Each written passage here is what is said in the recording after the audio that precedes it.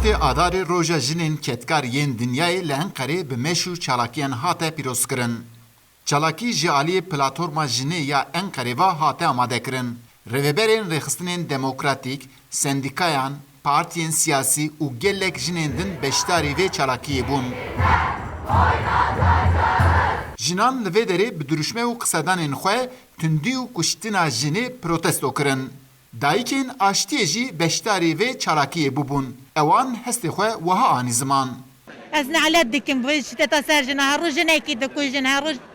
Ev jî ne şqa devletê ne jî ne jî politika AKP'ye tê kuştin. Her roj jinek tê kuştin. Vê önem avan hil nadînî. Jin özgürlükê dixwazî jin bixwazî her tiştekî qarîb biketin.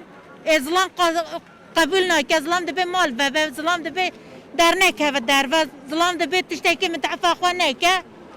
Gava mütefa xwe bike divê her tiştekî ji were kole be. Li gorî lêkolînên rêxistinên jina li Tirkiye herî kêm jinek ji aliyê zilaman ve tê kuştin. Di vê çalakiya heştê adarê de jî jina bal kişan ser kuştinê û di vî warî de jî hişyarî dan desthilatiyê. Bugün için çok heyecanlı. Ev roj gelek kelecanîne. Hem hersame û hem jî kelecana me ev roj bêtir bilinde. Em di demekî wisa da derbas dibin ku jin tên kuştin, rastî tundiyatên û nasnameya transa nayê pêşrandin. Di dinyayekî wisa da ev roj em jî serhildana xwe bilind dikin.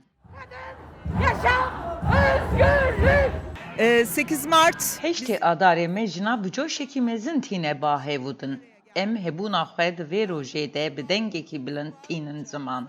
Êdî em jin naxwazin werin kuştin. Jinên ketkar yên ku heştê adarê ji bo me wek xelat hiştine em ji wan re spas dikin. Jinên ku li taxa Kizilayê kolana Sakaryayê da kom bûbûn, meşên femînîstan yan kevneçopî bi girseyî li darxistin. Di vê meşê de bi duruşmeyan êrişên ku li ser jinan tên çêkirin dubare protesto kirin. Piştî meşê jî jin li kolanên Sakaryayê civiyan û bi dîlan û govendan ev roja heştê adarê dawî kirin.